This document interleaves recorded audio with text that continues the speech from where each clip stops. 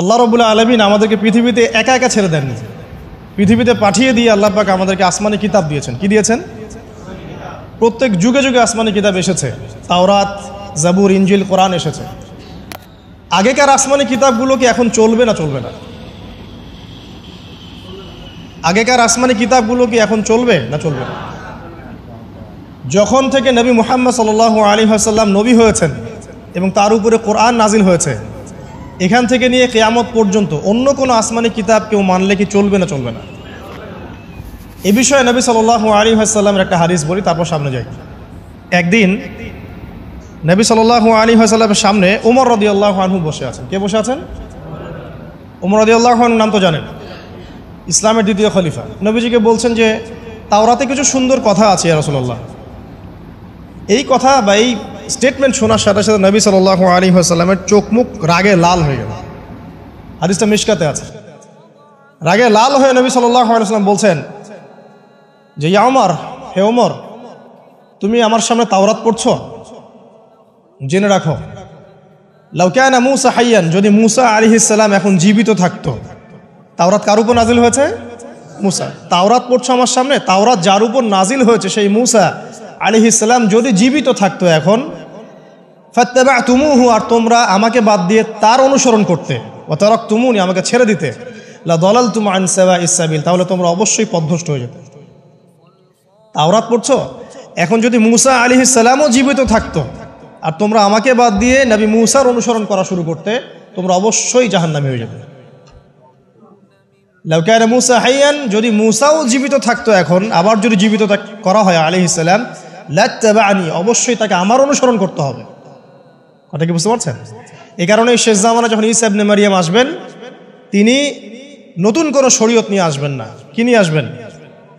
তিনি মুহাম্মদ সাল্লাল্লাহু আলাইহি ওয়াসাল্লামের অনুকরণ রূপেই পৃথিবীতে আসবেন ইনশাআল্লাহ। তো আল্লাহ পাক আমাদেরকে দিয়েছেন আল কোরআন, এবং কোরআন এর ব্যাখ্যা হচ্ছে হাদিস। নবী সাল্লাল্লাহু আলাইহি ওয়াসাল্লাম বিদায় হজের ভাষণে বলেছেন, এই হাদিসটা খুব ভালো করে মনে রাখবেন। তিনি বলেছেন যে তারাকতু ফিকুম আমরাইন, আমি তোমাদের মাঝে মাত্র দুটা বস্তু ছেড়ে যাচ্ছি। কয়টা বস্তু? দুটা বস্তু। লান তাদিল্লু মা তামাসসাকতুম বিহিমা, তোমরা কোশ্চিনকালেও পথভ্রষ্ট হবে না যতদিন পর্যন্ত এই দুটাকে আঁকড়ে ধরে থাকবে। ঠিক আছে? তোমরা কোশ্চিনকালেও পথভ্রষ্ট হবে না যতদিন পর্যন্ত এই দুটাকে তোমরা শক্ত করে আঁকড়ে ধরে থাকবে। অন্য হাদিসে আছে দাঁতের মাড়ি দিয়ে কামড়ে থাকবে। আপনি সামনের দাঁত দিয়ে কিছু কামড়াতে গেলে কিন্তু টান দিলে ছিঁড়ে যাবে, যাবে না? দাঁতের মাড়ি দিয়ে যদি শক্ত করে ধরেন, এত সহজে কিন্তু টান দিলে ছিঁড়বে না। এই জন্য নবীজি বলছেন সাল্লাল্লাহু আলাইহি ওয়াসাল্লাম, দাঁতের মাড়ি দিয়ে কামড়ে ধরে থাকবে কোরআন এবং সুন্নাহকে। সেই দুটো বস্তু কি? নবী সাল্লাল্লাহু আলাইহি ওয়াসাল্লাম বলছেন, একটা হচ্ছে কিতাব আল্লাহ, আল্লাহ পাকের কিতাব মানে কি? আল কোরআন, ওয়া সুন্নতি নবীহি, মানে নবীর সুন্নাত অর্থাৎ হাদিসগুলো। কোরআন এবং সুন্নাহ মিলে ইসলাম। এই ইসলামটাই হচ্ছে আল্লাহ রাব্বুল আলামিনের মনোনীত সর্বশেষ দিন, সর্বশেষ টেস্টিমেন্ট। মানে আদম আলাইহিস সালামও তো মুসলিম ছিলেন, নূহ আলাইহিস সালামও মুসলিম ছিলেন, ঈসা আলাইহিস সালাম, মূসা আলাইহিস সালাম, ইব্রাহিম আলাইহিস সালাম, এই যে লক্ষ লক্ষ নবী রাসূল, তারা মুসলিম ছিলেন না? সবাই মুসলিম ছিলেন, কিন্তু সর্বশেষ যে বিধিবিধানগুলো আল্লাহর পক্ষ থেকে এসেছে সেটা কি? কোরআন এবং সুন্নাহ এবং ইসলামের এই নতুন রূপটা, সর্বস্বীকৃত সর্বনতুন যে রূপটা, এটা কিয়ামত পর্যন্ত থাকবে ইনশাআল্লাহ। তো ইসলাম চিরপ্রাচীন এবং চির নতুন, চির আধুনিক। আমরা কি বোঝাতে পারছি? এখন এই ইসলামটা কি পরিবর্তনযোগ্য? উত্তর না। আল্লাহ পাক সূরা মাইদা 3 নম্বর আয়াতে বলছেন, আল ইয়াউমা আকমালতু লাকুম দীনাকুম ওয়া আতমামতু আলাইকুম নি'মাতি ওয়া রাদিতু লাকুমুল ইসলাম দীনান। আল্লাহ পাক বলছেন, আজকে আমি তোমাদের উপরে দ্বীন ইসলামকে পরিপূর্ণ করে দিলাম। পরিপূর্ণ করে দেওয়ার অর্থ হচ্ছে এখানে সংযোজন বিয়োজনের কোনো সুযোগ নাই। কেউ যদি বলে 5 ওয়াক্ত নামাজের জায়গায় 6 ওয়াক্ত বানাই দিব আমরা, ঠিক আছে? সুযোগ আছে? সুযোগ নাই। জাকাতের বিধানটা খুব কঠিন মনে হয়, জাকাতের নিসাবটা একটু কমাই দিব, পারবে? ইসলামের চুল পরিমাণ কিছু ঢোকানোর বের করার কোনো সুযোগ নাই। কেন নাই? কারণ আল্লাহ পাক এই দিনটাকে পরিপূর্ণ করে দিয়েছে। আল ইয়াউমা আকমালতু লাকুম দীনাকুম, দিনটাকে কামেল করেছি। কামেল মানে কামেল পাস মানে কি? সার্টিফিকেট পাইছে পরিপূর্ণ, তাই না? সার্টিফিকেট সব কিছু না, জ্ঞান সব কিছু। এবং এই জ্ঞান শুধুমাত্র বই পড়ে অর্জিত হবে এমনও নয়। জ্ঞান আসে কার পক্ষ থেকে? আল্লাহর পক্ষ থেকে। এটা মনে রাখবেন, জ্ঞান আল্লাহর পক্ষ থেকে আসে। হ্যাঁ, জ্ঞান কখন আসবে? যখন আপনি পরিশ্রম করবেন, আপনার পরিশ্রম আল্লাহ পাক দেখবেন, আপনি ধারাবাহিকভাবে লেগে থাকবেন, আল্লাহর কাছে বেশি বেশি দোয়া করবেন, পাপ ছেড়ে দিবেন, গোনা ছেড়ে দিবেন, গোনামুক্ত অন্তর নিয়ে আল্লাহর কাছে কান্নাকাটি করবেন, আল্লাহ পাক ইনশাআল্লাহ ইলম দান করবে ইনশাআল্লাহ। ইমাম শাফি রাহিমাহুল্লাহ বলতেন যে আমি অনেক পড়ি কিন্তু ভুলে যাই। তার ওস্তাদ তাকে বললেন যে তুমি পাপ করা ছেড়ে দাও, যদি গুনাহ করতে থাকো তাহলে তোমার অন্তরে আল্লাহর নূর নাজিল হবে না। ঠিক আছে, গুনাহ মুক্ত অন্তর নিয়ে ইলম চর্চা করতে হয়। আল্লাহ পাক তৌফিক দান করুন, আমিন। আর ইলম অর্জন করে যদি অহংকার আর হিংসা চলে আসে তাহলে সেই ইলম হবে শয়তানের ইলম। শয়তান প্রচণ্ড আলেম ছিল, কিন্তু ইবলিস কি ছিল?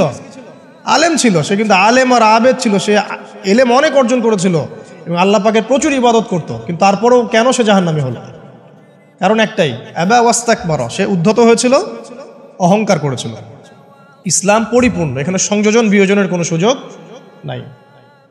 এখন ইসলাম ছাড়া অন্য কোনো দিন মানলে কি হবে কিনা?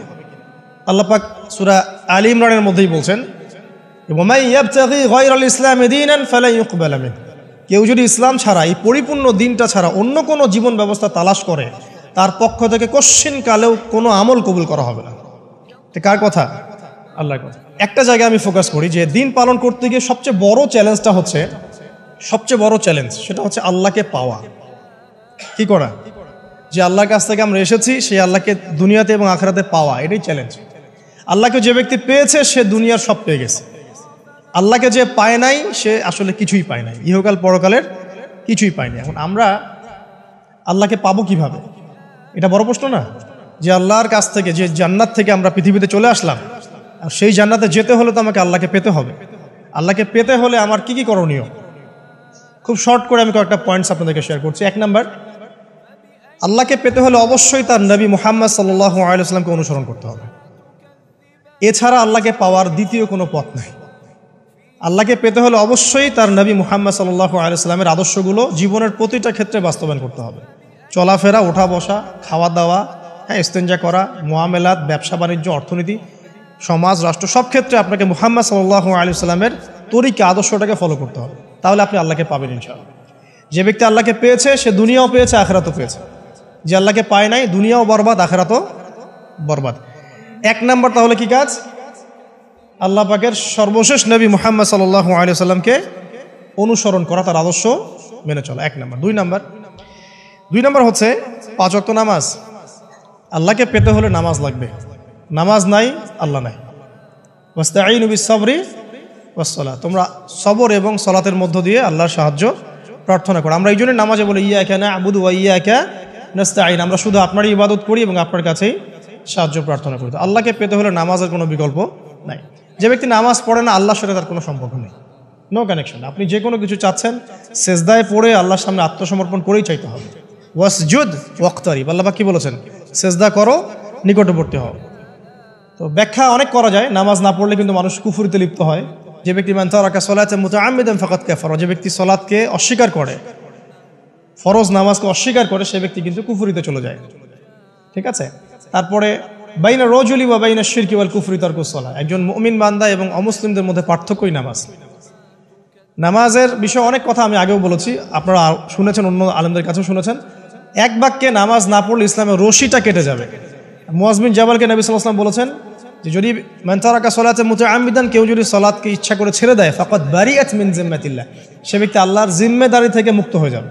তার উপর আল্লাহর কোনো জিম্মাদারি নাই, আল্লাহর নিরাপত্তা, জিম্মাদারি থেকে সে মুক্ত। তো 5 ওয়াক্ত নামাজ আল্লাহ পাক আমাদের সবাইকে জামাতের সাথে পড়ার তৌফিক দান করুন।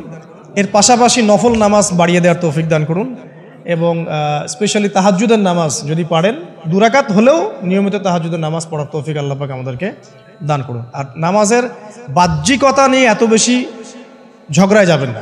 এখন আমরা যত ঝগড়া নামাজের বাহ্যিকতা নিয়ে, হাত বাঁধা, রফুল ইয়াদাইন, আমিন আর পায়ে পা, এগুলো নিয়ে ঝগড়ার শেষ আছে? নাই। ইসলামের বিরোধী শক্তিরা হাত ভেঙে ফেলার পায়তারা করে ফেলেছে অলরেডি। হাতই না থাকলে আপনি বাঁধবেন কোথায়? মনে করেন আপনার হাতই নাই, বাঁধবেন কি উপরে না নিচে? তো এই হাত তো ভেঙে ফেলার পায়তারা করা হয়েছে। এখন আপনি পড়ে আছেন বাঁধার কোন জায়গায় বাঁধবেন সেটা নিয়ে, অথচ পুরো বৈশ্বিক চক্রান্ত মুসলিমদের বিরুদ্ধে হাতটাই ভেঙে ফেলে দিবে। তুই বাঁধবি কোথায় হাত? তারপর দেখবো। এটা আমরা বুঝতে পারি না। এটা বোঝার জন্য যে জ্ঞান, ইলম, নূর দরকার, তা তো নাই আমাদের মধ্যে। এই জন্য আপোষের ঝগড়া নিয়ে পড়ে আছে।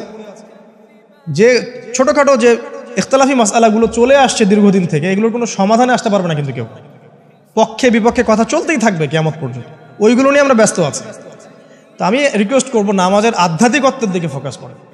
নামাজের আধ্যাত্মিকত্ব কি? আপনি আল্লাহর সামনে দাঁড়িয়েছেন, দুনিয়ার সাথে এখন আপনার কোনো সম্পর্ক নেই, আপনি এবং আল্লাহ, মাঝখানে কিছু নাই। নামাজে যা পড়ছেন সূরা ফাতিহা, অন্যান্য সূরা, রুকু, তাসবিহ, সিজদা, তাশাহুদ, দরুদ, অর্থ বোঝার চেষ্টা করেন এবং অর্থের দিকে ফোকাস করেন, আল্লাহকে পাবেন ইনশাআল্লাহ। সিজদায় রুকুতে যখন যাচ্ছেন আপনি চিন্তা করেন যে আপনি মহাবিশ্বের মহা শক্তিধর আল্লাহ রাব্বুল আলামিনের সামনে মাথা নত করেছেন।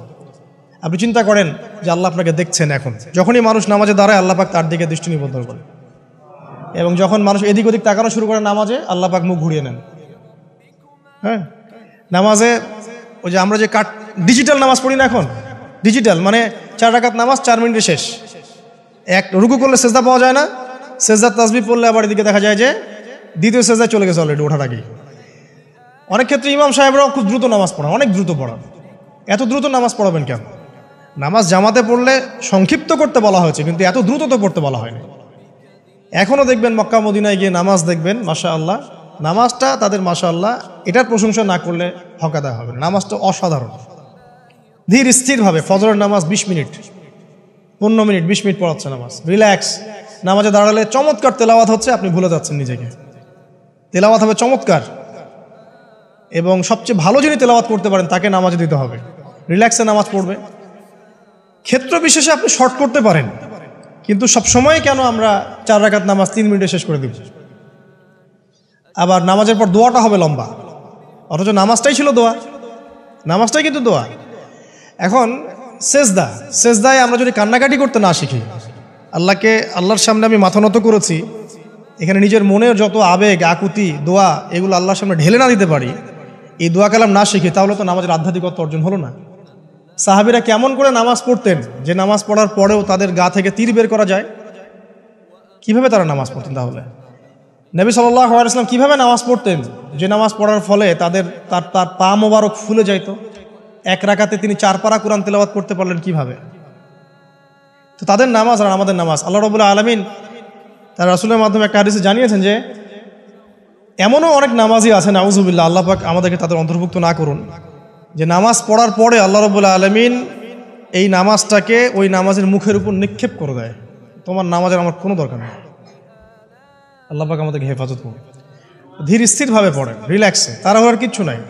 ওয়ামা খালাকতুল জিন্না ওয়াল ইনসা ইল্লা লিয়াবুদুন, শুধুমাত্র আল্লাহর ইবাদত করার জন্যই তো পৃথিবীতে এসেছি।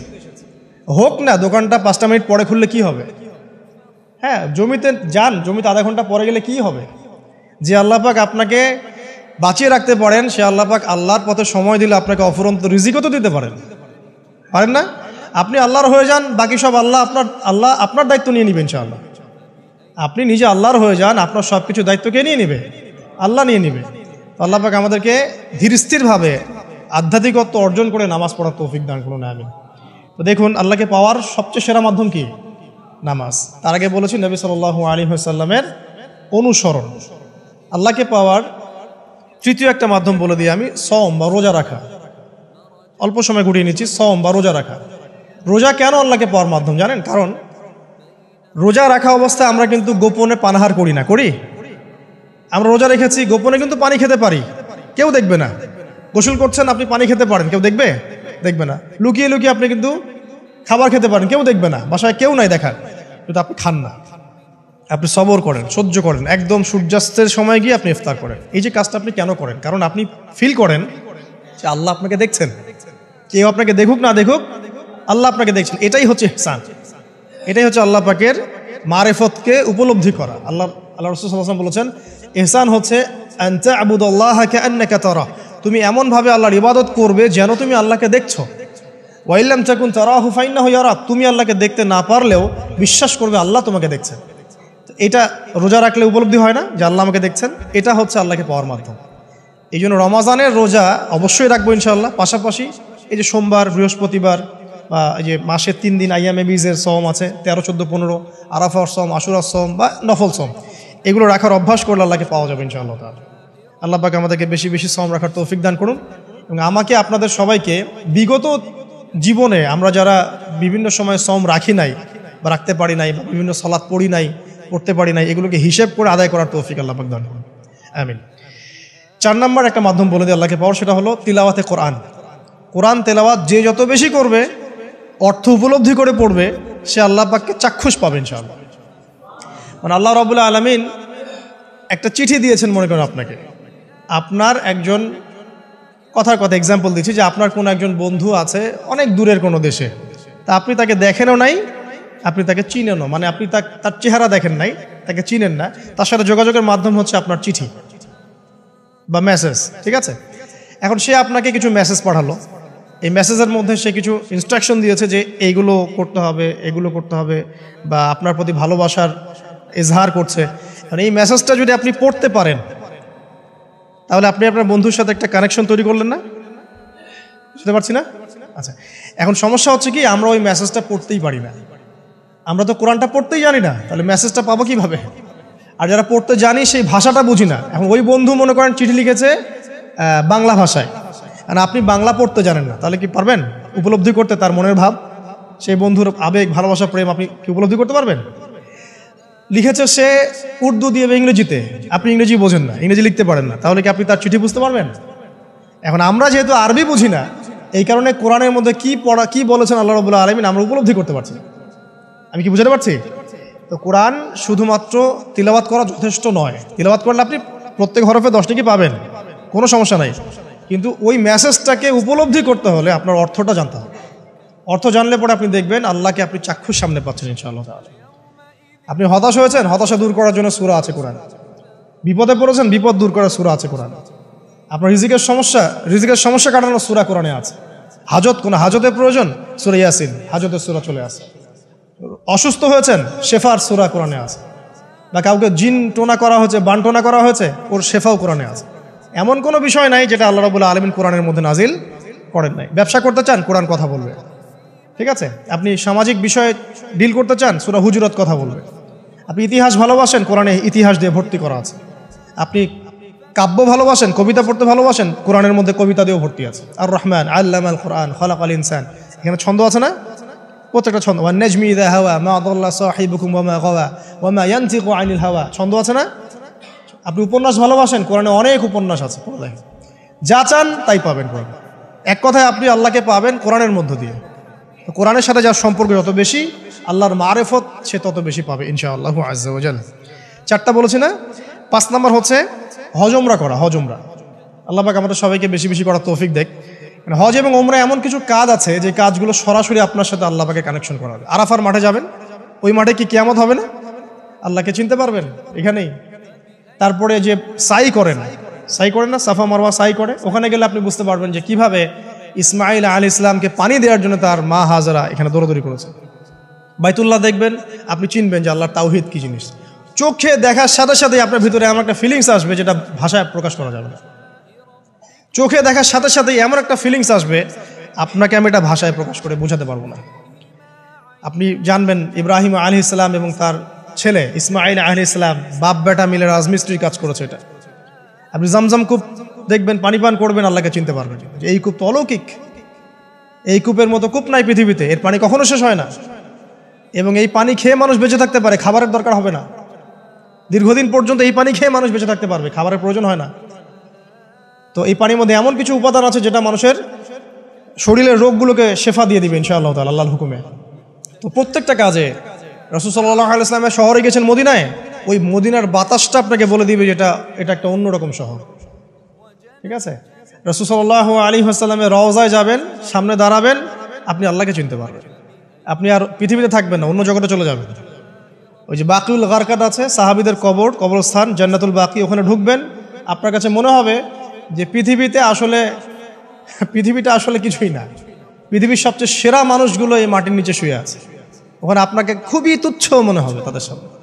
এই যে মানে বিভিন্ন জায়গায় গিয়ে আল্লাহকে চিনতে পাওয়া, এটা সবচেয়ে ভালো হয় হজ এবং উমরাতে গিয়ে।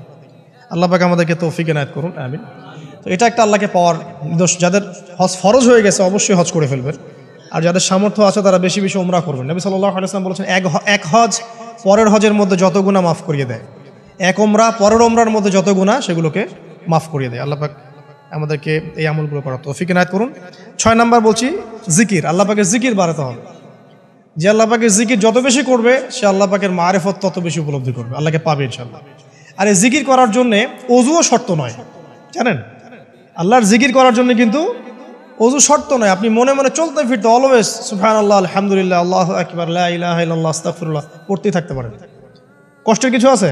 খালি জবান চলবে, খালি জবান চলবে। মাঠে কাজ করছেন, ওই যে লাঙল দিয়ে কাজ করছেন, সেচ দিচ্ছেন, আপনি পড়তে থাকবেন আস্তাগফিরুল্লাহ ওয়া আতুবু ইলাইহি, লা হাওলা ওয়ালা কুওয়াতা ইল্লা বিল্লাহ, সুবহানাল্লাহ, আলহামদুলিল্লাহ, লা ইলাহা ইল্লাল্লাহ, আল্লাহু আকবার। কোনো সমস্যা? কোনো সমস্যা নেই। রান্না বান্না করছে মেয়েরা, এটা করতে করতে পড়তে পারবে না?